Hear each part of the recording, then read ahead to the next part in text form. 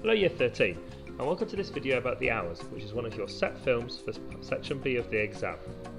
The Hours score is by Philip Glass. Now, Philip Glass was born in 1937 and was one of the pioneers of minimalistic music which developed in the US in the 60s.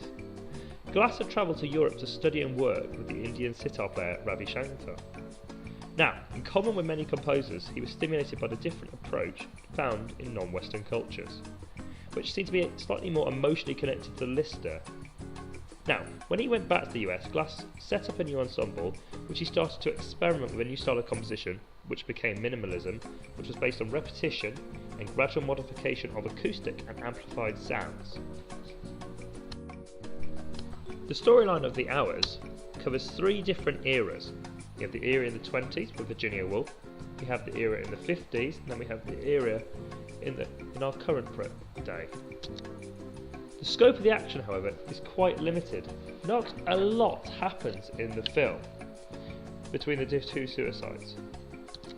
Virginia Woolf's contribution to the development of the English novel is her narrative technique, which is often described as a stream of consciousness. In the opening pages of Mrs. Dalloway, we gain an impression of the story, the novel, through the thoughts and feelings of the main character.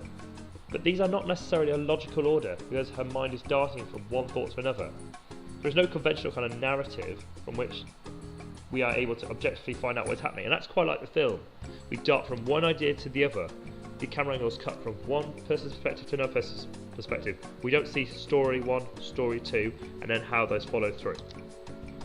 The film has lots of subtle interplay, however, of thoughts and emotions which are commonplace in both Mrs. Dalloway and The Hours.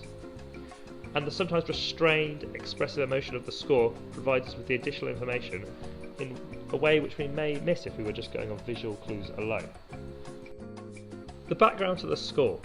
The filmmakers tried using several of the temp tracks before deciding on Glass's music. Now, remember that a temp track is a pre-existing recorded piece of music which they will use to test the sort of music needed for the film. So they'll try a piece of music with what they've got in terms of the visual cues and see if the two tie up. However, they thought that Glass's music avoided kind of an emotional commentary that often you can get in the music of films, such as Vertigo, Lord of the Rings, Corn Girls, Robin Hood, that we've studied so far.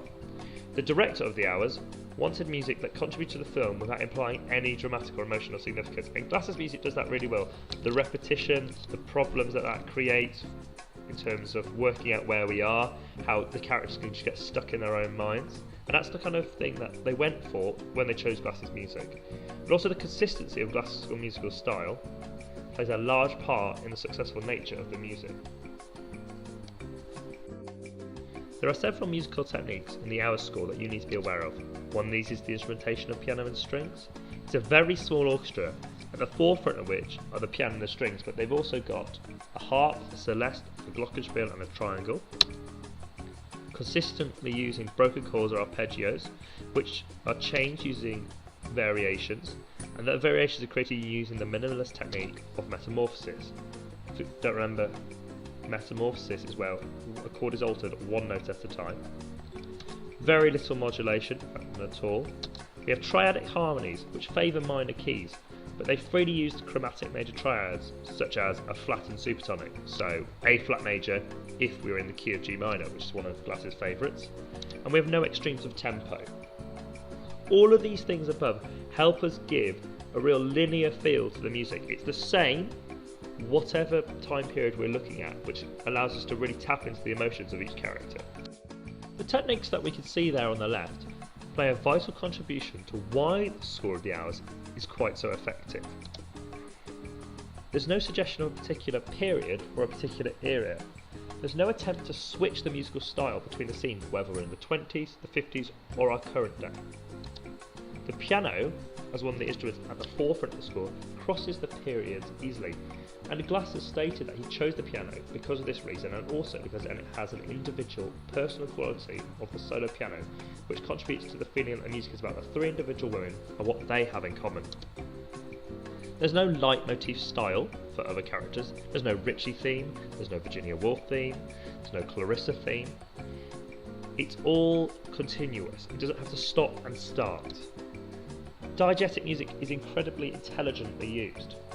For example, Louis Walters interrupts when he calls at Clarissa's apartment. The music we're hearing is Richard Strauss's Four Last Songs. The screenplay specifies the singer Jesse Norman, but not which of the 4 songs. The third song, however, Beim Schlafengehen, is about the sleep freeing the soul from the weariness of the day. Now, Strauss was in his 80s when he composed these songs, all of which are on this calm acceptance theme of death, which is kind of the idea of those current day scenes where we look at someone dealing with their illness and how they feel and what they would like to happen to them.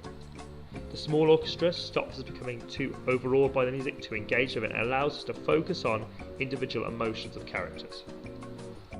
You need to make sure that you are familiar with several scenes from the film.